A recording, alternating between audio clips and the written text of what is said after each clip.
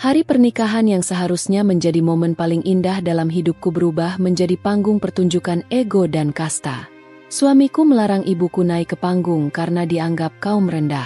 Apa yang terjadi selanjutnya akan mengejutkanmu. Lihat bagaimana aku membuat keputusan besar yang mengubah segalanya. Sebelum kita mulai, tulis di kolom komentar dari kota mana kamu menonton cerita ini. 3 tahun bukan waktu yang singkat. Fanya dan Divan telah melewati banyak rintangan, jarak, pekerjaan, restu keluarga, bahkan beda status sosial. Namun mereka tetap bertahan. Maka ketika Divan akhirnya melamar Fanya di sebuah kafe kecil tempat mereka pertama kali bertemu, Fanya menangis dalam pelukan ibunya, Bu Sri. Bu Sri hanya penjual sayur keliling.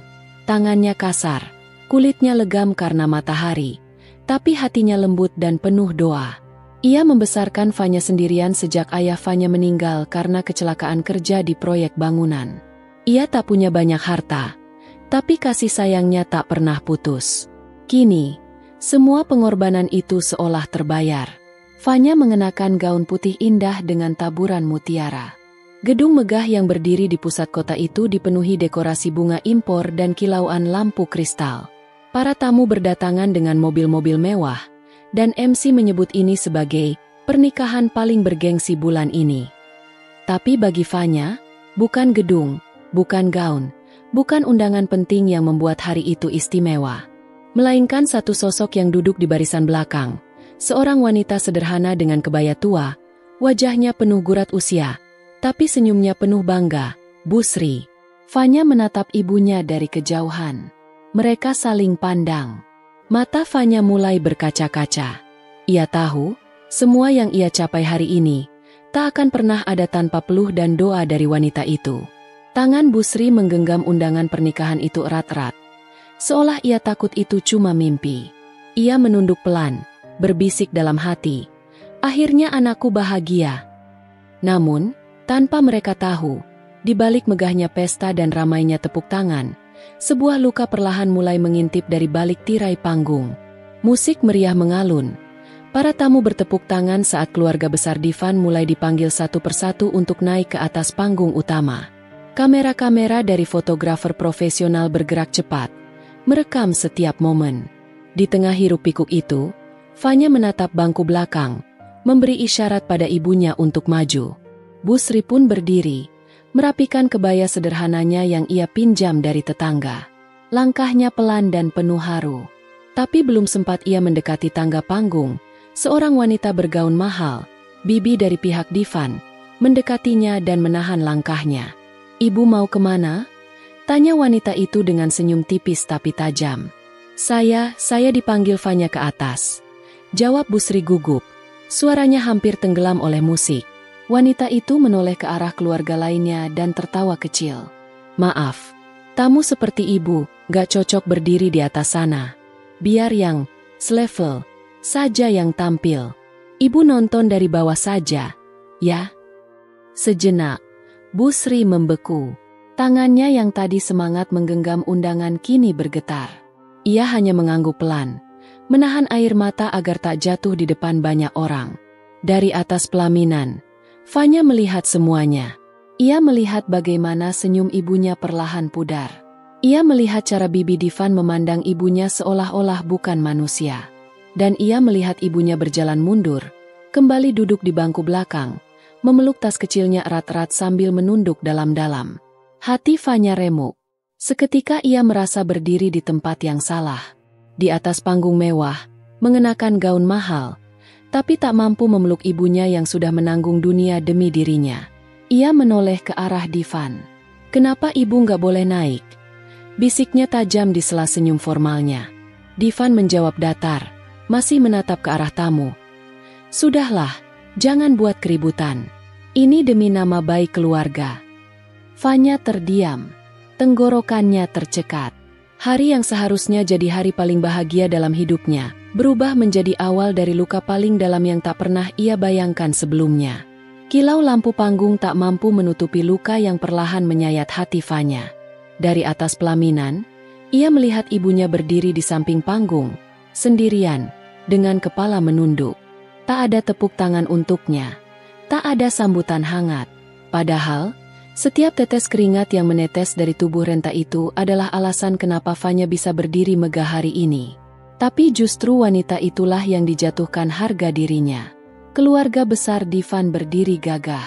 Mereka tertawa, berfoto sambil memamerkan perhiasan dan pakaian rancangan desainer. Mereka menyebut nama-nama penting yang hadir, seolah ingin menunjukkan siapa yang paling berkuasa di acara itu. Namun satu-satunya sosok yang paling berharga bagi Fanya, justru diperlakukan seperti bayangan. Fanya tak mampu lagi tersenyum. Ia memegang buket bunga erat-erat. Jemarinya gemetar. Wajahnya tetap cantik di balik riasan, tapi matanya mulai berkaca-kaca. Semua kenangan perjuangan Busri bermunculan di kepalanya. Dari memikul dagangan sambil kehujanan, menjahit malam-malam agar bisa belikan Fanya seragam baru, hingga menahan lapar demi anaknya bisa makan 3 kali sehari. Kini, ibu itu berdiri di bawah, seperti tak pantas disandingkan dengan kemewahan. Seperti bukan siapa-siapa. "Van, senyum dong. Nih, foto dulu sama keluarga besar," seru salah satu sepupu Divan sambil menarik tangan Fanya. Fanya tersenyum hambar, tapi dalam hatinya, badai mulai berkecamuk. Ia ingin berlari turun, memeluk ibunya, dan berkata, "Ma, mari kita pulang. Tempatmu bukan di bawah. Tempatmu di sampingku." Tapi ia terdiam. Masih mencoba menahan demi sopan santun, demi tidak membuat keributan, demi pernikahan yang sudah terlanjur megah dan ditonton banyak orang. Tapi semakin ia menahan, semakin nyeri dadanya. Divan pun hanya berdiri datar. Sejak insiden kecil tadi, ia seperti menghindari topik itu. Tak ada satupun keluarga Divan yang meminta maaf.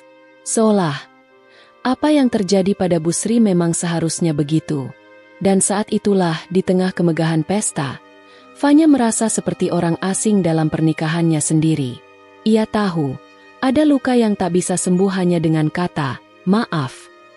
Dan luka itu baru saja ditoreh di hati seorang anak. Di balik senyum yang dipaksa, Fanya berjalan menuju ruang rias pengantin. Gaunnya menjuntai anggun, tapi langkahnya berat. Beberapa tamu masih menyapa dan mengucap selamat. Tak tahu bahwa di balik tirai megah itu, ada hati yang sedang koyak tak tertolong. Begitu pintu ruang rias tertutup, Fanya langsung melepas hiasan kepala dan menatap Divan yang ikut masuk di belakangnya. "Kenapa ibu nggak boleh naik ke panggung?" tanyanya dengan suara pelan tapi menusuk. Divan terdiam sejenak. Ia membuka jasnya, duduk di sofa mewah, lalu menjawab dengan nada datar, "Aku hanya ingin semuanya terlihat sempurna. Nggak semua orang cocok berdiri di sana, Van." "Tidak cocok." Mata Fanya mulai memerah. "Itu ibuku, Divan. Orang yang membesarkan aku sendirian, yang kerja siang malam demi aku bisa sekolah, yang bayar uang kuliahku saat kamu bahkan belum hadir di hidupku." Divan menghela napas panjang. "Aku ngerti. Tapi kamu lihat sendiri kan siapa aja yang datang hari ini? Ada pejabat, kolega penting, orang tua dari teman-teman papa. Apa jadinya kalau mereka lihat?" "Kalau mereka lihat apa?" potong Fanya. Suaranya mulai naik. "Kalau mereka lihat seorang wanita tua dengan kebaya murah berdiri di tengah-tengah orang berpakaian elegan. Nggak semua orang bisa ngerti latar belakang kita, Van. Aku cuma nggak mau bikin malu keluarga besar." Dan di detik itu juga, kalimat itu menancap seperti duri dalam hati Fanya. Ia terdiam. Wajahnya tak lagi menyimpan kesedihan, tapi berganti menjadi kecewa yang dalam. "Berarti bagimu, ibuku itu aib?" Divan terlihat kaget, tapi tak menjawab. Fanya melangkah mundur. Ia tahu, ini bukan hanya soal panggung, tapi soal prinsip. Tentang siapa yang dihormati, siapa yang diangkat, dan siapa yang diremehkan. "Terima kasih, Divan," ucap Fanya dingin. "Hari ini aku tahu siapa yang benar-benar pantas berdiri di sisiku, dan siapa yang hanya peduli pada penampilan." Seseorang mengetuk pintu, mengingatkan bahwa sesi foto keluarga akan dimulai. Tapi dunia Fanya sudah terlalu bising oleh rasa kecewa. Ia melirik cermin besar di depannya. Gaun pengantin itu tak lagi terlihat indah. Ia hanya ingin mengganti semuanya. Gaun, pesta, bahkan mungkin pengantinnya. Musik pengiring pengantin masih mengalun lembut. Tamu-tamu sibuk menyantap hidangan. Kamera masih merekam momen bahagia dari atas panggung. Tapi di tengah hingar-bingar itu, Fanya diam. Pandangannya tak lagi ke arah tamu, bukan pula ke suaminya yang berdiri di sampingnya, melainkan ke arah bawah panggung. Di sana, Busri berdiri sendiri. Mengenakan kebaya sederhana warna hijau zamrud, dengan rambut disanggul rapi meski tak disanggul oleh penata rias profesional. Tangannya menggenggam tas kecil. Matanya menunduk menahan perasaan yang tidak bisa diceritakan siapapun. Detik itu juga, Fanya mengambil keputusan paling berat dalam hidupnya. Tanpa aba-aba, ia melepaskan hiasan kepala berhiaskan permata dari rambutnya. Bros pengantin yang mahal jatuh ke lantai berkarpet, menciptakan suara lirih yang terdengar seperti simbol dari sesuatu yang runtuh. Harga diri, harapan, dan ilusi akan pernikahan sempurna. Ia menuruni anak tangga panggung yang megah. Langkahnya perlahan tapi penuh keyakinan. Seluruh ruangan tiba-tiba diam. Musik berhenti. Suara obrolan tamu terhenti. Para undangan menoleh. Bingung. Apa yang sedang terjadi? Fanya menghampiri Busri, yang terlihat semakin bingung dengan situasi ini. Lalu Fanya menggenggam tangan ibunya erat, seperti seorang anak kecil yang takut kehilangan pegangan. "Ibu," katanya pelan, tapi terdengar oleh semua orang karena keheningan yang mendalam. "Kalau ibu nggak pantas berdiri di atas, maka aku juga nggak pantas." Terdengar bisik-bisik dari sudut ruangan. Beberapa tamu terdiam, beberapa lainnya saling berpandangan. Di atas panggung, keluarga Divan mulai gelisah. Tapi Fanya tak peduli. Busri menatap putrinya dengan mata berkaca-kaca. "Nak, jangan begini. Ini hari bahagiamu," ucapnya gemetar. Tapi Fanya menggeleng pelan. "Hari bahagia itu hanya terasa kalau orang yang paling aku cintai juga ikut bahagia, Bu. Dan hari ini, orang-orang yang mengaku mencintaiku justru menyakiti ibu. Jadi maaf, aku nggak bisa pura-pura bahagia." Tangannya masih menggenggam tangan ibunya saat ia menoleh ke seluruh tamu. "Aku minta maaf. Aku tahu mungkin kalian datang untuk melihat pesta yang megah. Tapi ini bukan pernikahan yang aku bayangkan. Ini bukan rumah masa depan yang ingin aku masuki." Suasana berubah menjadi mencekam. Para tamu tak lagi melihat pesta, tapi kisah nyata yang lebih menyentuh dari drama manapun. Divan berdiri kaku, tak tahu harus berkata apa. Ibunya, yang sejak tadi tersenyum angkuh di panggung, kini wajahnya memucat. Tapi Fanya tak lagi peduli. Ia hanya menggandeng ibunya keluar dari aula, meninggalkan gaun putih, pelaminan, dan mimpi yang tak lagi suci. Langkah kaki Fanya terdengar menggema di lorong marmer aula pernikahan itu. Tangannya masih menggenggam erat tangan Busri, seolah jika ia melepasnya, seluruh keberanian yang ia kumpulkan akan runtuh seketika. Gaun pengantin panjang yang menjuntai kini tampak berat, bukan karena kainnya, tapi karena beban keputusan yang tak pernah ia bayangkan akan diambil di hari pernikahannya sendiri. Para tamu undangan terdiam membisu. Beberapa ada yang mencoba berdiri, ingin menahan, tapi sorot mata Fanya yang teguh membuat mereka hanya bisa menyaksikan. Beberapa lainnya mulai merekam, sebagian berbisik, namun tak satu pun suara bisa menembus keteguhan hati seorang anak yang memilih ibunya di atas segalanya. Di ambang pintu aula, Fanya berhenti sejenak. Ia menoleh, bukan ke panggung, bukan ke keluarga Divan, tapi ke arah kursi-kursi kosong yang tadi sempat ia sediakan untuk orang-orang yang ia anggap akan menyambut Busri dengan hangat. Kursi-kursi itu kini terasa seperti saksi bisu dari luka yang baru saja tercipta. Divan akhirnya menyusul, dengan langkah cepat. "Fanya, mau kemana kamu? Ini pernikahan kita." Fanya menoleh perlahan. Wajahnya tenang, tapi sorot matanya tajam dan jernih. "Pernikahan kita?" Ia mengulang kata-kata itu lirih. "Kalau ini benar pernikahan kita, kenapa aku merasa sendirian dari awal?" Divan ingin menjawab, tapi bibirnya kaku. Ia tahu, tak ada yang bisa dibela dari sikap keluarganya. Tapi egonya masih bicara. "Kamu cuma terlalu terbawa emosi." Semua ini bisa dibicarakan nanti. Fanya menggeleng pelan. Kamu tahu aku bisa tahan dengan tekanan apapun, Van. Tapi saat ibuku diperlakukan seperti itu, dan kamu diam, aku sadar, tempatku bukan di sisimu. Jadi kamu ninggalin aku, di hari kita nikah. Fanya menghela napas panjang. Bukan aku yang meninggalkan, tapi kamu yang membiarkan keluargamu menginjak harga diri ibu yang membesarkanku sendirian. Itu jauh lebih menyakitkan daripada perpisahan. Ia kembali menatap lurus ke depan, lalu melangkah keluar gedung. Di luar, langit mendung yang sejak tadi menggantung akhirnya meneteskan gerimis. Air mata Busri jatuh bersamaan dengan rintik hujan. Tapi bukan karena sedih, melainkan campuran antara haru, cinta, dan kebanggaan terhadap putrinya. Fanya menatap langit.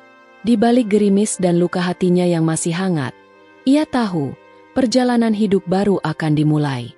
Dan ia memilih memulainya bersama satu-satunya orang yang tak pernah meninggalkannya, ibunya. Rumah kecil di pinggir kota itu tak pernah semegah gedung pernikahan tempat Fanya meninggalkan semuanya. Atapnya dari seng yang kadang bocor saat hujan. Dindingnya masih dari papan-papan tua yang mulai rapuh. Tapi di dalam rumah itu, untuk pertama kalinya sejak lama, Fanya bisa bernapas lega. Tak ada lagi tatapan merendahkan. Tak ada aturan keluarga yang menuntut ini itu demi nama baik. Yang ada hanyalah dua hati perempuan yang saling menguatkan. Seorang ibu yang sudah terlalu lama memendam luka, dan seorang anak yang memilih cinta daripada gengsi. Setiap pagi, Busri akan membuka jendela yang menghadap kebun kecil di samping rumah. Sementara Fanya duduk di dekat mesin jahit bekas peninggalan almarhum ayahnya. Tangannya sibuk menjahit pesanan tetangga. Daster, baju anak-anak, kadang seragam sekolah. Bu, ini baju Ibu Yani udah selesai. Jahitannya rapikan. Tanya Fanya sambil tersenyum bangga. Busri mendekat, meraba hasil jahitan itu perlahan. Rapi sekali, nak. Ibu bangga sekali sama kamu. Kata-kata sederhana itu cukup untuk menumbuhkan semangat dalam dada Fanya. Di hari-hari awal setelah pernikahan yang kandas itu, ia sempat terpuruk. Tapi setiap malam, ketika ia menatap wajah ibunya yang tidur di sebelahnya, ia tahu, ia tidak kehilangan apapun. Justru ia diselamatkan. Reputasi yang sempat jadi bahan gunjingan warga pelan-pelan berubah. Banyak yang awalnya mencibir kini datang menitip jahitan. Ada juga yang datang hanya untuk sekadar mengobrol. Kehangatan rumah kecil itu perlahan menyebar ke lingkungan sekitar. Dan di balik segala kesederhanaan itu, Fanya mulai menemukan kembali dirinya. Ia yang dulu selalu ragu, kini bisa berdiri tegak. Ia yang dulu rela diam demi menjaga perasaan orang lain, kini belajar bahwa mempertahankan harga diri bukan berarti egois. Di suatu sore, saat hujan turun perlahan dan langit oranye merona di balik kaca jendela, Busri menatap Fanya yang sedang menjahit sambil bersenandung pelan. Nak, ucapnya lirih. Kamu yakin gak nyesel ninggalin semuanya waktu itu? Fanya berhenti sejenak, lalu menatap ibunya dengan senyum kecil. Kalau hari itu terulang, aku tetap akan memilih turun dari panggung itu, Bu. Karena hari ini, di sini, di rumah kecil kita, aku justru merasa paling kaya. Musim hujan datang lebih awal tahun itu. Angin membawa dingin, dan langit kota mendung hampir setiap hari. Di sebuah rumah mewah yang dulu menjadi lambang kebanggaan keluarga Divan, kini hanya tersisa kesunyian dan kabar buruk yang terus berdatangan. Bisnis properti milik keluarga Divan ambruk dalam waktu singkat. Pusat dari segalanya, Paman Divan yang selama ini menjadi pengatur keuangan, tersandung kasus penipuan besar-besaran. Uang investor raib, proyek mangkrak, dan nama keluarga Divan menjadi bahan pemberitaan media. Tak ada lagi pesta, tak ada lagi senyum penuh gengsi. Rumah-rumah mereka mulai disita satu persatu. Mobil-mobil mewah yang dulu diparkir di depan rumah kini tinggal cerita.